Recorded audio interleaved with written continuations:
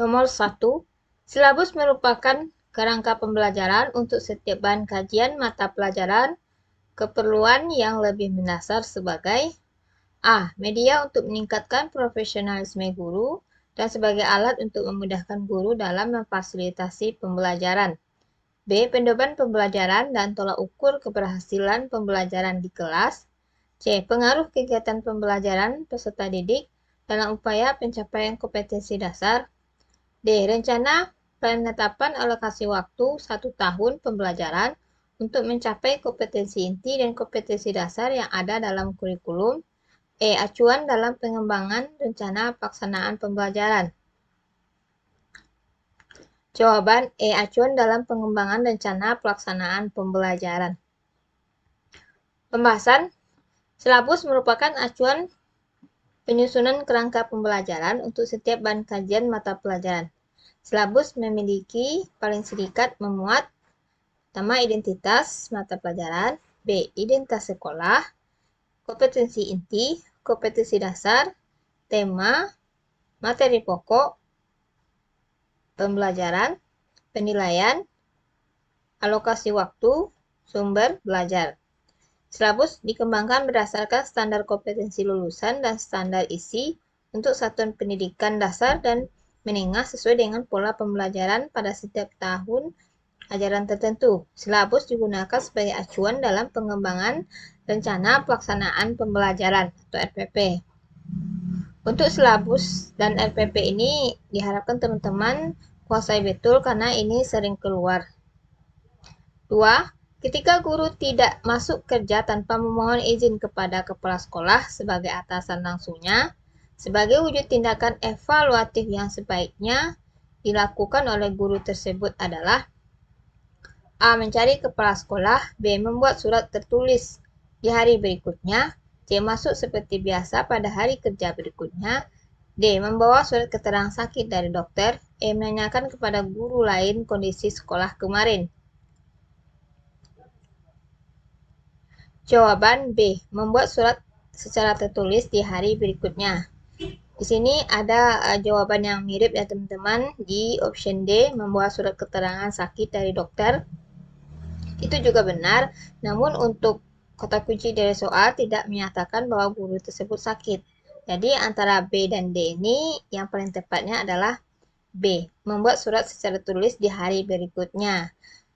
Apa keterangan ketika dia tidak masuk kerja. 3. Bebas dari penyakit dan pengurangan biaya perawatan kesehatan dapat dilakukan dengan cara A. Setiap hari melakukan aktivitas olahraga dan asupan gizi yang cukup. B. Berolahraga secara teratur dan berkelanjutan. C. Program olahraga secara ketat dengan target tertentu. D. Setiap hari harus melakukan aktivitas olahraga. E. Program olahraga di waktu senggang. Jawaban A. Setiap hari melakukan aktivitas olahraga dan asupan gizi yang cukup. Untuk bebas dari penyakit, otomatis kita mempunyai asupan gizi yang cukup dibarengi dengan aktivitas olahraga. Jika keduanya sudah seimbang, insya Allah dengan kegiatan ini penyakit akan jauh dari kita. 4. Penyusunan laporan penelitian merupakan upaya terakhir untuk mengkomunikasikan hasil yang diperoleh dari sebuah kegiatan penelitian dalam menyusun laporan PTK. Masalah penelitian disajikan pada bagian A. Pendahuluan, B. Akhir, C. Inti, D. Kesimpulan, E. Awal. Jawaban A. Pendahuluan. Pembahasan. Pendahuluan merupakan bab awal yang harus dibuat dalam penyusunan sebuah laporan penelitian, termasuk penelitian tindakan kelas. Pendahuluan pada penelitian tindakan kelas terdiri dari komponen latar belakang masalah, perumusan masalah, tujuan penelitian, dan manfaat penelitian. 5. AIDS merupakan gejala penyakit yang disebabkan oleh A. Virus, B. Hubungan seksual, C. Jarum suntik, D. Bakteri, E. Pecandu narkotika. Jawaban A. Virus. AIDS berarti kumpulan gejala akibat kekurangan dan kelemahan sistem kekebalan tubuh yang dibentuk setelah kita lahir. AIDS disebabkan oleh virus yang disebut dengan HIV atau Human Immunodeficiency Virus. Bila kita terinfeksi HIV, tubuh kita akan mencoba menyerang infeksi. 6. Pak Fauzi, guru PJOK, melakukan pembimbingan kelompok peserta didik yang sudah memenuhi ketuntasan belajarnya dengan sebuah kegiatan penguatan pendidikan karakter dengan outbound di sekolah. Kegiatan dilakukan oleh guru PJOK tersebut termasuk dalam kegiatan A. Intrakurikuler dan kokurikuler, B. Intrakurikuler, kokurikuler, dan ekstrakurikuler, C. Kokurikuler, D. Ekstrakurikuler, E. Intrakurikuler. Pembahasan, kegiatan intrakurikuler bertujuan untuk menumbuhkan kemampuan akademik siswa. Ini dilakukan di jam pelajaran atau jam efektif. Kegiatan kokurikuler dilaksanakan melalui penugasan terstruktur terkait satu atau lebih dari muatan atau mata pelajaran. Kegiatan ekstrakurikuler membantu dalam pengembangan aspek-aspek seperti minat, bakat, dan kepribadian. 7. Dalam rangka memperingati perayaan ulang tahun sekolah, seorang guru PJOK menugaskan peserta didiknya senam aerobik tingkat pelajar, yang merupakan kegiatan manajemen keolahragaan pada tahap perencanaan adalah A. Penggalangan dana, B. Materi untuk event, C. Melakukan pembagian tugas kepanitiaan, D. Menentukan dewan juri, E. Membahas proposal penyelenggaraan event lomba. Jawaban C. Melakukan pembagian tugas kepanitiaan. Kata kunci dari soal yaitu kegiatan manajemen pada tahap perencanaan. Sementara arti dari manajemen olahraga adalah suatu kombinasi keterampilan yang berhubungan dengan perencanaan. Nah, perencanaan itu bisa membentuk organisasi, kepemimpinan, pengendalian, penganggaran, evaluasi dalam konteks suatu organisasi yang memiliki produk utama berkaitan dengan olahraga.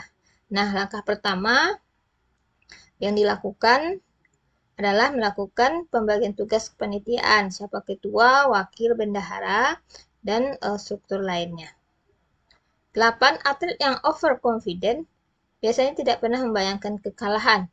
Maka pada saat harus menerima kekalahan yang muncul adalah rasa A. Anxiety, B. Zeigarnik effect, C. Stress, D. Stillness, E. Frustasi. Jawaban E. Frustasi. Overconfident adalah seorang atlet yang mempunyai kepercayaan diri melampaui batas. Akibat kepercayaannya yang tidak sesuai dengan kondisi nyata, atlet tersebut akan cenderung untuk mengurangi atau bahkan malas berlatih. Efeknya adalah penurunan performa pada saat kompetisi. Dan karena atlet dengan rasa percaya diri yang berlebihan ini biasanya tidak pernah membayangkan kekalahan, maka pada saat harus menerima kekalahan, yang muncul adalah rasa frustasi yang berlebihan. 9. Program pendidikan dalam pembelajaran PJOK yang bertujuan untuk memperluas pengembangan keterampilan gerak setelah kriteria ketuntasan minimal dicapai, disebut program A. Kurikuler, B. Ekstrakurikuler, C. Remedial, D. Kokurikuler, E. Pengayaan.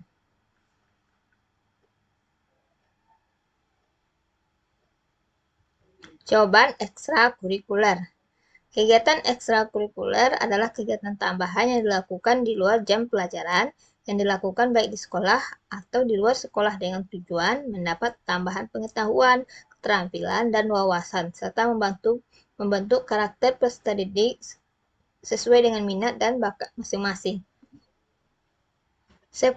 Sikap dan gerakan tubuh yang benar saat sprint pada saat siap adalah sebagaimana dijelaskan berikut, kecuali A. Luruskan lengan dan jangan sampai ditekuk atau bengkok, B. Rileks bagian leher sambil menjaga kepala pada posisi rendah, C. Ambil nafas dalam tenggang sewaktu C. Ambil nafas dalam-dalam sewaktu panggil diangkat.